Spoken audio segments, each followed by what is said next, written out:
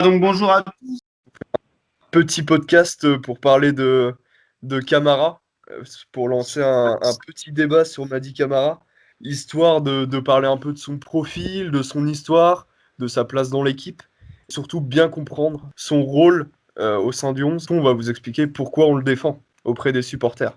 moi, je vais vous faire une rapide présentation de comment est arrivé Camara au sein de la SS.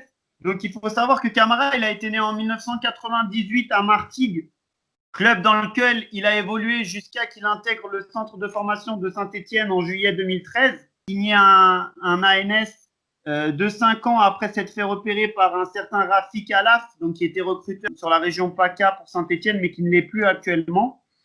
Voilà, il a enchaîné ses gammes au sein du centre. Il a eu 4 sélections en équipe de France, 3 en U16 et une en U17. Il a signé son premier contrat pro en mai 2018. Donc il a joué son premier match pro le 24 janvier 2018 sous l'air Gacé en Coupe de France contre Troyes. Il a joué son premier match de Ligue 1 contre Guingamp le 11 août 2018. Entre janvier 2019 et juin 2019, il a été prêté à Laval en championnat national. Il a joué 14 matchs, il a marqué 3 buts. Et après, sous l'ère Puel, quand Puel est arrivé, il a joué son premier match en Europa League avec un but contre Alexandria le 7 novembre 2019. Il a 25 matchs de Ligue 1, il a marqué 2 buts. On bascule sur les différents tweets que nous ont offert les supporters. Donc, pour rappel, on a au sein du compte demandé aux différents suiveurs de nous donner leur avis sur Mady Camara et sur ce qu'ils pensaient du joueur en tant que tel. Donc voilà, la première chose qui revient, et je crois qu'on est d'accord là-dessus pour en parler, c'est que beaucoup constatent et insistent sur le fait que c'est un joueur qui est limité techniquement. Qu'est-ce que tu en penses? Bah, alors moi déjà j'aimerais qu'on se pose la question, qu'est-ce que la technique? Parce que c'est ultra large quand on parle de la technique d'un joueur. Quand on parle de palette technique, c'est pas pour rien. Une palette, ça représente beaucoup d'atouts différents. Donc, si on parle de sa technique défensive, il est ultra intéressant. Défensivement, il est très intelligent. Par contre, si on parle de sa technique balle au pied, là, c'est autre chose. C'est vrai que dans sa conduite de balle, ça va. Après, beaucoup notent son manque de qualité de passe, qui est vrai. Il faut aussi Beaucoup noter. lui reprochent de ne pas assez faire de passes vers l'avant, de ne pas assez faire de passes qui permettent à l'équipe de progresser. Beaucoup, enfin, quand on lit les différents avis, c'est vrai que l'avis général, c'est de dire il ne fait pas forcément de passes clés. D'ailleurs, il n'a jamais effectué de passes décisives au sein du club depuis qu'il est professionnel. Donc, ça témoigne quand même d'une certaine limite, c'est vrai. Mais, euh, mais voilà, est-ce que peut-être que les exigences qu'on place en Mady Camara d'un point de vue technique sont, sont erronées ou est-ce qu'il est vraiment extrêmement faible techniquement? Voilà, il faut chacun qu'on arrive à définir ce qu'on appelle la technique, parce qu'on a tous une vision différente de la technique, et forcément, ce qui revient le plus chez les supporters, et c'est normal, hein, c'est la technique de base, à savoir les contrôles, les courses balle au pied, les dribbles, les passes, et là, dans ces domaines-là, on peut considérer qu'il est limité. Après, voilà, dans la technique, comme je disais, dans la technique défensive, dans la technique, il est très très fort. Mais voilà, Est-ce c'est que, des choses qu'on remarque pas forcément, c'est du travail de l'ombre. est-ce que selon toi, donc si on part sur les stats de Rosecord, il a 39 passes en moyenne par match effectué pour un pourcentage d'environ 84 de passes réussies. Aujourd'hui, la question qu'on peut se poser, c'est est-ce que ce sont des stats qui sont faibles? Moi, je trouve pas. Moi, je trouve pas que ce sont des stats qui sont faibles. Maintenant, il est évident, c'est que les passes qu'il fait sont peut-être pas les passes qui vont permettre de casser des lignes, sont peut-être pas les passes qui vont permettre de faire la différence. Ça, c'est Ah, vrai. C'est tout totalement. ça qu'on peut faire. Voilà. Et je To- pense que ce que les Totalement. gens lui reprochent, c'est ça. Maintenant, la question à se poser, c'est si on fait un point, il a un pourcentage de 84% de passes réussies, mais il a zéro passe décisive. Et quand on fait un point sur ses passes clés, ce qu'on appelle les passes clés, c'est les passes qui vont amener du danger. À titre d'exemple, même si elle a été ratée, sa passe qu'il voulait dans un premier temps faire à Kazri, qui a fini sur Troco, qui a débouché sur la frappe contre Lille ce week-end, est considérée comme une passe clé. En 12 matchs de Ligue 1, il en a effectué 5. Donc c'est un total qui est quand même pas très élevé. On est d'accord. Ok. Après, maintenant, la question à se poser, et c'est là où je veux en venir, c'est que est-ce que le fait qu'il ait trop d'activité, le fait qu'il ait un volume de jeu aussi conséquent, ça fait qu'il manque de lucidité et qu'il s'éparpille?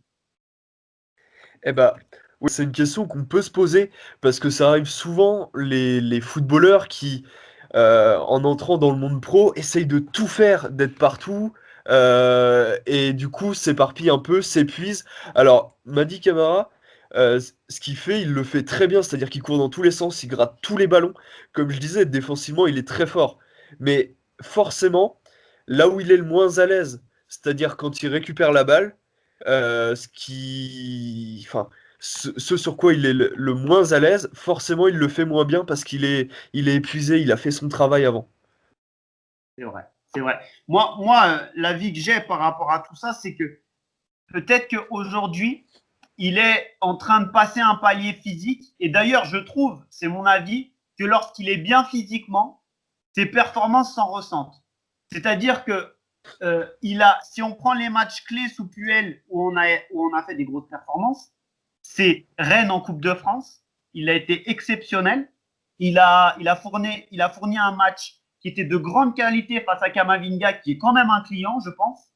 Ah oui. Ensuite, c'est contre Marseille, où il a été excellent aussi, avec un abattage considérable, où il a récupéré un nombre incalculable de ballons. Et aujourd'hui, la question à se poser, c'est si Mady Camara est bien physiquement et qu'il est en mesure de répéter les efforts et qu'il a la lucidité à la suite de ses efforts, on est bien. Par contre, l'année dernière, on lui a souvent reproché un manque de justesse. Pourquoi? Parce qu'il est passé de 6 mois où il a joué en national et on lui a demandé d'enchaîner des matchs tous les 3 jours avec des matchs européens au milieu de tout ça. Ça fait quand même un sacré écart, tu es d'accord avec moi? Ah bah carrément. Et puis surtout, ce qu'il faut pas oublier, c'est que son rôle est surtout défensif. Il est là pour combler les trous, il est là pour faire le sale boulot. C'est pas non plus à lui de faire la différence. Je pense que s'il essaye de faire ça, il va aussi s'éparpiller. Et là où je te rejoins, ce qui est totalement vrai, c'est que Mady Camara, c'est le joueur de champ qui joue le plus. Il s'est pas pété une fois. Il est capable de répéter les efforts malgré tout sur 90 minutes. Depuis le début de saison, il a manqué 5 minutes de jeu, hein. C'est tout, hein. Voilà, Sinon, il a voilà. joué tous les matchs intégralement, hein. Donc c'est quand même une performance qui est assez hallucinante. Il est capable de répéter les efforts sur 90 minutes. Après, il n'est pas forcément capable de livrer les mêmes performances sur tous les matchs. Ouais, c'est vrai. Et d'ailleurs, c'est ce que pensent les suiveurs. Et moi, je ne connais pas ton avis sur la question, mais moi aussi, je trouve qu'il peut être irrégulier dans ses performances. Et d'ailleurs, c'est mon avis, mais quand on prend le match de Lille ce week-end, il fournit une excellente première mi-temps avec un abattage considérable et une certaine justesse technique à la récupération du ballon. Alors certes, une justesse technique sur des passes qui sont simples, qui ne sont pas de longue distance, mais qui permettent de ne pas perdre le ballon dans la transition défensive-offensive. Mais par contre, est-ce qu'il est capable d'enchaîner sur une deuxième mi-temps? En deuxième mi-temps, il gratte un nombre incalculable de ballons, mais il est beaucoup moins juste. Et tu vois, cette irrégularité, c'est ce qui est dommage. D'ailleurs, je crois que tu avais fait le point sur ces différentes notes ou scores et que ça dénotait d'une certaine différence, non? Ouais, ouais, ouais, c'est ça, bah, j'allais y venir. Et je me suis juste basé sur ces notes à chaque match, donc les 3 premiers matchs de la saison. Franchement, c'est titanesque, hein. Lorient, il a 7,8, Strasbourg 7,53, Marseille 7,5. Donc tu vois, c'est ce que tu disais, les meilleurs matchs de l'équipe, c'est là où Camara est le meilleur. Et là, ça le montre bien, tu vois. Et Après, d'ailleurs, Nantes, je crois qu'il a une super note contre Lyon aussi. Alors certes, il joue pas dans un rôle de milieu défensif, mais encore une fois, l'équipe a été performante contre Lyon, certes avec une défaite, mais dans un contenu qui était très intéressant. Je crois que d'ailleurs, dans ce match-là, il a été extrêmement bien noté aussi, non? il a 7,82. Et tu vois, pour te Voilà. dire que il peut être irrégulier d'un match à l'autre, il a 7,82 contre Lyon, il a 6,57 contre Brest Et juste avant, il a 6,87 sur Montpellier. Ça alterne le bon et le moins bon. Après, il faut pas oublier que il a même pas 25 matchs pro dans les jambes. Ça témoigne, c'est une explication à cette irrégularité. Et d'ailleurs, si Puel lui fait tant confiance, c'est qu'il sait qu'à un moment donné, il va être en mesure d'enchaîner les matchs à un certain niveau d'exigence. Parce que quand tu fournis des prestations comme moi, j'ai en tête celle de Marseille parce que je l'avais trouvé exceptionnelle. Et dans ce rôle qui lui va si bien, dans lequel il équilibre l'équipe, il permet aux autres de mieux s'exprimer. Moi, je trouve que voilà, c'est là qu'il est performant et c'est là qu'il doit être jugé en fait. C'est là qu'on oublie. C'est un bon complément aux autres. C'est un joueur qui va permettre à Neyou, peut-être à Youssouf, peut-être même à Aouchiche de briller. De briller. C'est exactement ça, tu vois. C'est ce que je te disais tout à l'heure. En gros, son rôle à lui, c'est pas de briller lui-même, c'est d'équilibrer l'équipe, de passer la balle avec une passe toute simple. Mais on garde la balle et ça permet à un joueur plus offensif, plus doué balle au pied de faire la différence. Voilà. Voilà, exactement. Et peut-être un joueur qui est moins en mesure de faire justement ce sale boulot, ce boulot de travailleur de l'ombre, etc. Ah, justement, tu vois, Neyou, par exemple, depuis le début de saison, faut pas oublier que quand il arrive, il joue presque pas en réserve à Braga, il a pas de rythme. Donc, au début de saison, Puel le sortait souvent, et je pense qu'on est tous d'accord là-dessus. Neyou, on préfère le voir aller de l'avant que de Attends. se battre à récupérer les ballons. 2 secondes, tiens, il m'appelle sur le boulot du Ah, t'inquiète, Oui, oui. il t'appelle. J'ai fini, mais je reste dans le local. Encore 10 minutes. Non, il n'y a plus d'élèves. Il y a plus que moi, ouais. Oui, tu peux fermer le portail, pas de souci. Allez, ciao, Nasser. Excuse-moi. T'inquiète, t'inquiète. Vas-y, reviens sur Neyou, tu disais. Oui, je disais, Neyou, je pense qu'on préfère tous le voir remonter le ballon, éliminer un adversaire, être en pleine capacité à faire ça, ce qui est sa marque de fabrique, plutôt que de perdre de l'énergie à récupérer le ballon, ce qu'il fait aussi très bien. Mais on sait que Camara peut le faire, on sait que Camara le fera et permettra à Neyou de briller derrière. Surtout que Neyou, quand il est cantonné à ce rôle de défenseur, il prend un nombre incalculable de cartons jaunes, hein. Il a déjà été suspendu. Il a encore pris un carton jaune. Bon, Youssouf lui a bien offert en perdant le ballon dans une zone compliquée, mais il a déjà 5 cartons jaunes en 12 matchs. Quand Camara a pris son premier carton jaune ce week-end contre Lille, en 12 matchs également. Donc c'est vrai que Alors, quand tu prends cet aspect-là, tu dis que chacun doit être jugé dans son rôle. Chacun doit être jugé dans son rôle. Et pour autant, les performances de Neyou sont largement satisfaisantes. Mais voilà, il faut que chacun soit jugé à sa juste valeur, en fonction de ses qualités intrinsèques. Et ses qualités intrinsèques à Camara, ça va pas être de prendre le ballon, de dribbler 3 mecs et de faire la passe décisive. Par contre, ça va être le cas de d'autres joueurs. Et lui, il va être là pour que ces autres joueurs s'expriment en faisant un autre travail, celui qui permettra à d'autres joueurs de moins le faire peut-être. justement, on peut donner notre moyenne qu'il a depuis le début de saison.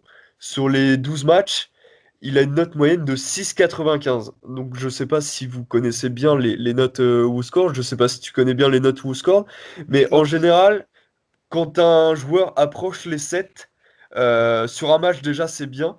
Sur 12 matchs, voire sur une saison complète, c'est très très fort. En Ligue 1, sur tous les joueurs qui ont joué au moins la moitié des matchs, il a la huitième note pour le poste de milieu de terrain, là où il est cantonné généralement. Je ne prends pas l'exemple de quand il a joué arrière droit, parce que si on prend l'exemple de quand il a joué arrière droit, il a une note de 7,1. Mais il a plus souvent joué au milieu de terrain. Et pour ces postes-là, pour tous les joueurs en Ligue 1 ayant joué au moins 6 matchs, il est huitième de Ligue 1. Et les deuxièmes meilleurs joueurs de la SS, hein, derrière Masson. Il y C'est a ça. Masson qui est aujourd'hui blessé et qui est aujourd'hui qu'on verra peut-être plus cette saison. Après, un point que moi je voulais aborder et que je trouve que les gens oublient régulièrement, c'est qu'il accompagne souvent les attaques et qu'il est souvent buteur. D'ailleurs, il a marqué à Laval, tu as dit 3 buts en 14 matchs. L'année dernière, C'est en ça. 21 matchs, donc Ligue 1, Coupe de France et Ligue Europa confondues, il a marqué 2 fois en 21 matchs. Et cette année, il en est déjà à 2 buts en championnat en 12 matchs. Donc, ça fait un premier constat, c'est que c'est un milieu de terrain qui est quand même buteur. Il marque à peu près tous les 7 matchs. Il marque plus que Youssouf, qui n'a pas encore marqué sous le maillot vert. Il marque plus que Mbila, qui a fait une saison et demie sous le maillot vert.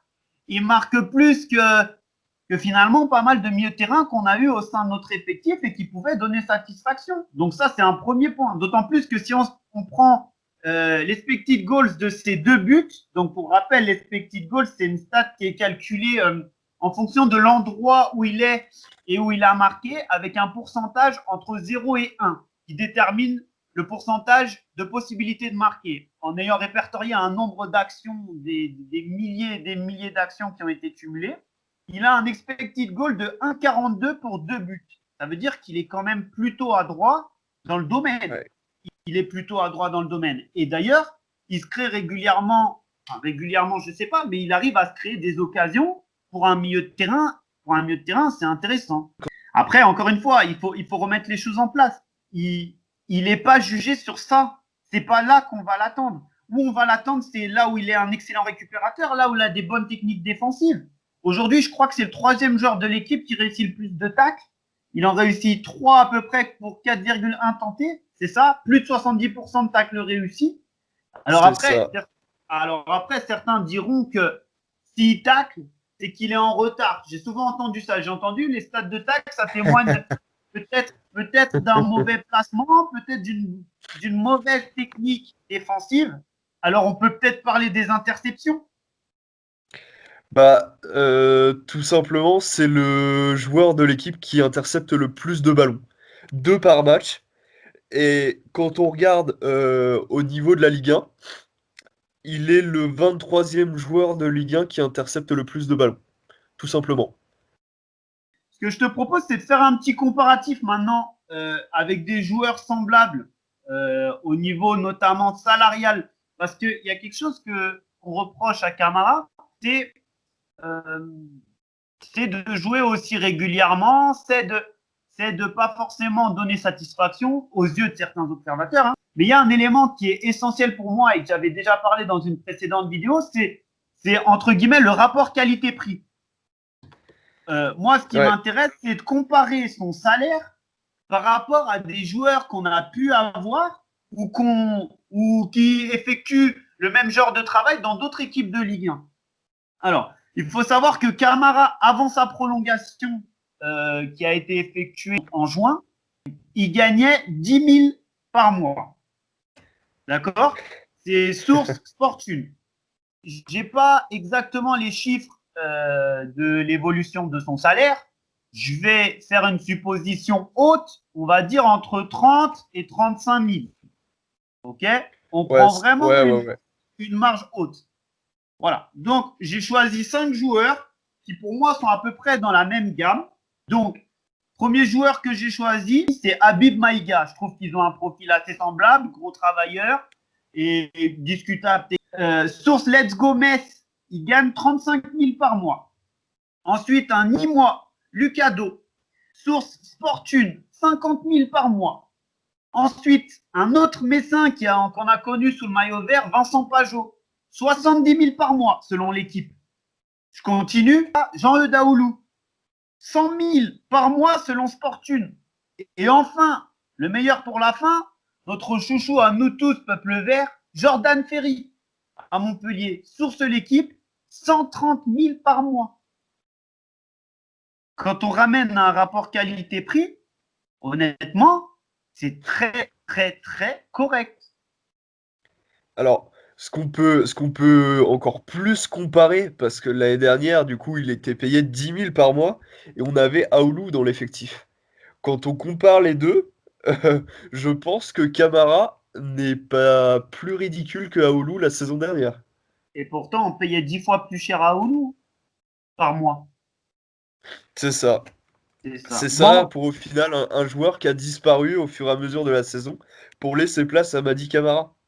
Exact. Avec, faut pas oublier un certain conflit avec l'entraîneur Puel, hein, qui est pas à négliger sur le fait qu'il peut jouer au fur et à mesure.